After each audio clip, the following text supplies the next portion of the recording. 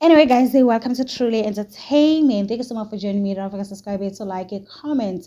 Happy Monday, happy 10 to 6. I hope you guys are taking care of yourself. Without me wasting your time, let's get to sort today. Honestly speaking, people like to act rich here on social media while they're struggling in real life.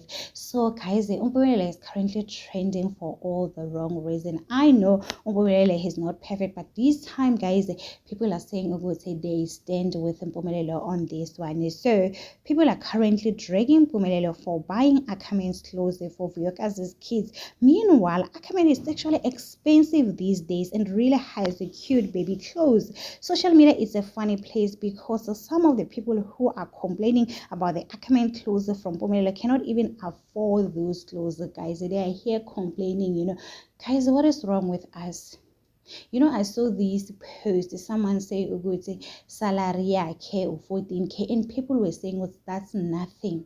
Meanwhile, you are unemployed. We live in Cyril Ramaphosa economy. Things are so expensive. The high rate of unemployment in South Africa, and you come here and say 14K. It is nothing. It might be nothing to you, but it's something to someone else, guys. So we really need to stop what we are doing, guys. We are always complaining, acting as if we're given the same opportunity. Some of your baby daddies are not doing anything. At least he was present. He is a present father. Some of you cannot even afford anything, but here you are using your data to complain. The next thing you call yourself, you have bad luck, here people are watching. The things that you are committing, the things that you are saying on social media, sometimes we don't know what causing our bad luck in life. There's no need for you to complain every day. So anyway, guys, tell me in the comment section, what do you think about this stage? Don't forget to subscribe, to like, comment. Happy Monday. Please take care of yourself. I love you. Bye.